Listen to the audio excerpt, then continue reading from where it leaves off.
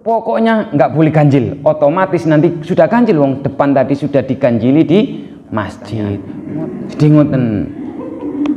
Makanya permintaan dari Pak Tamir tadi menyambut menyongsong puasa, yang saya ambil hadisnya man qoma ramadhanan, apa yang man soma. Tadi yang saya sampaikan baru penafsiran dari man qoma ramadhanan, barang siapa yang beribadah di tengah malam. Jadi koma itu artinya beribadah, artinya qiyamul lail.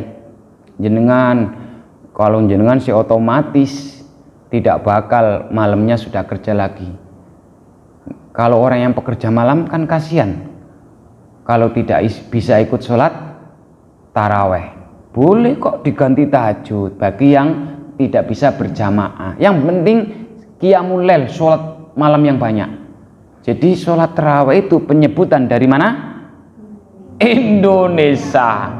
Karena diambil dari rawwaha yurawwihu tarwihan, nyantai-nyantai, leha-lehai. Saking leha-lehai pelan ya ono, kecepatan ya ono, subrop.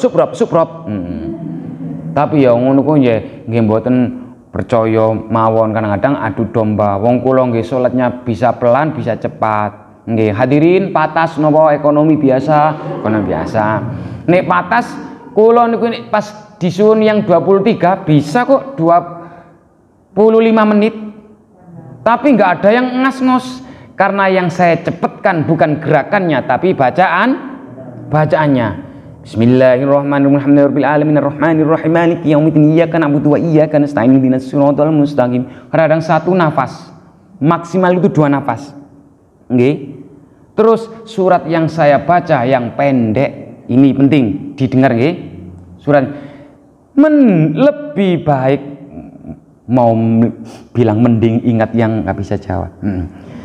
Lebih baik satu surat niki penting. Lebih baik satu surat meskipun hanya beberapa ayat tapi utuh.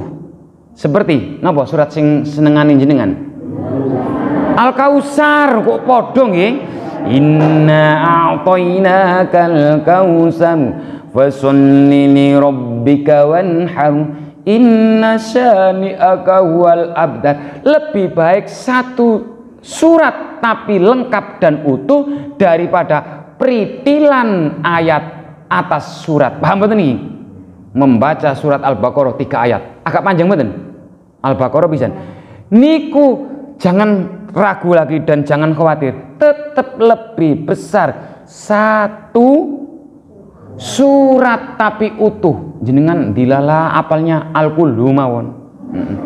Sahabat nggih saniku daripada nik dawa-dawa. Makanya nik 23 rakaat kula bisa niku 25 menit, bahkan tanpa dihitung apal. Alhaakumut takasur rakaat pertama. Rakaat kedua mesti Al-Qulhu terus ngoten nggih. Rakaat kedua nggih. Ngoten kan gampang. Jadi ada urutannya niku sampai apal ngoten. Itu nggak ngarang Pak Bu.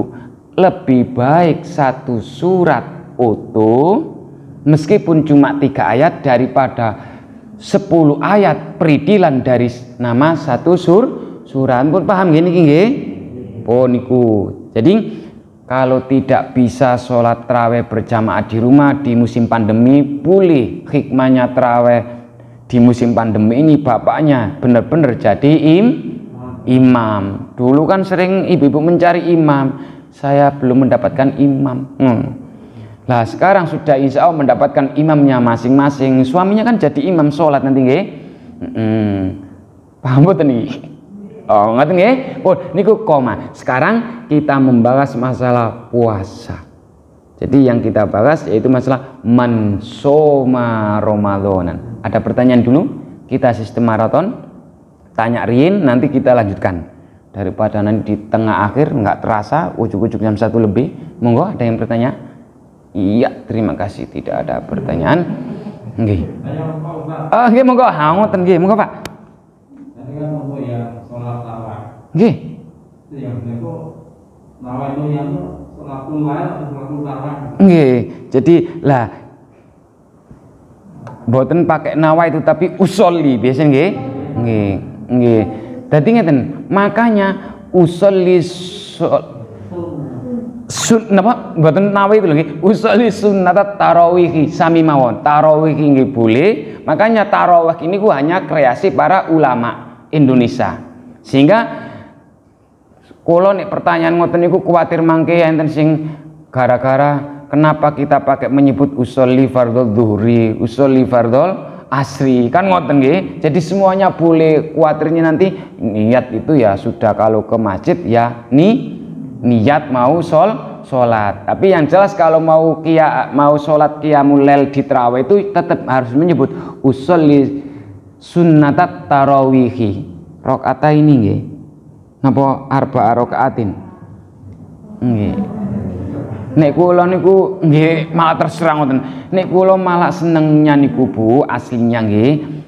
Niki nggih janjange khilafiyah tapi engko mboten enggak rampung-rampung koyo ngeten niki. Dadi salat qiyamul lail Rasulullah itu aslinya 2 salam Bu, aslinya niku.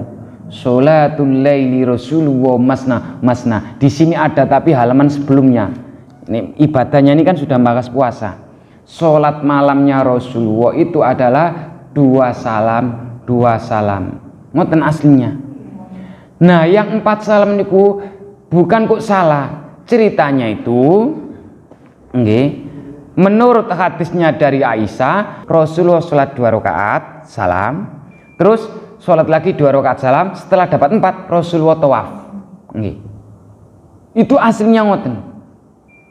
Nek 4 rakaat iku yo nanti mesake sing sepuh-sepuh kalau tanpa jeda. Nggih. Sehingga kenapa sholat duhur, asar dan isya itu ada tahiyat awal? Itu ada makna filosofisnya biar nggak merepotkan, harus pakai istirahat namanya duduk tahiyat awal. Kan Pak?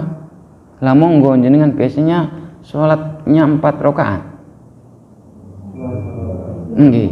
Kalau sekarang gini aja, panjenengan kalau sholat qiyamul lail di selain bulan Ramadan 2 rakaat nompo 4 rakaat salam.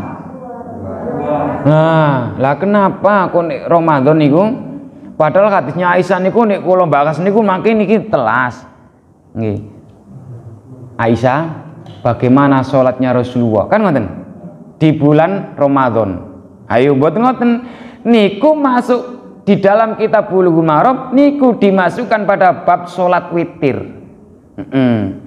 Makanya hadisnya daripada Aisyah itu dimasukkan pada bab sholat witir, bukan pada bab sholat raweh. Itu kan ditanya oleh Ibnu Abbas, Aisyah, bagaimana sholat witirnya Rasulullah di selain bulan Ramadan dan di bulan Ramadan? Sholat witirnya Rasulullah baik di bulan Ramadan maupun fi ghairi di selain bulan Ramadan itu 11 rakaat. Jadi 11 rakaat niku witirnya Rasulullah malah anu Pak. Tapi ya nanti nggarai dikira membahas masalah sesuatu yang khilafiyah. Padahal sebenarnya 11 rakaat itu witirnya Rasulullah baik di Ramadan maupun di selain bulan Ramadan. Itu dimasukkan pada bab witir, bukan bab Ramadan. Makanya ibu-ibu saya doakan nanti Bapak bisa secepatnya umroh atau haji. Minimal umroh dulu ke sana napa niku pas bulan Ramadan. Mangke jenengan ngebel kula nggih teng mriku. Teng mriku malah di sana itu Pak Pak Sultan di sana itu malah bukan hanya 23, malah 36, ada yang 40 rakaat sholat. Lu nggih coba jenengan 36 malah 10 terakhir menjelang Idul Fitri Ramadan habis itu di Madinah 40, alasannya karena nggak punya Ka'bah. Di Mekah ada yang bilang 23, ada yang bilang 36. Jadi semakin banyak makin bagus. Bukan kok bid'ah, nggih. Jadi kalau ada yang sholat lebih dari 11 jangan dianggap bid'ah. Nggih.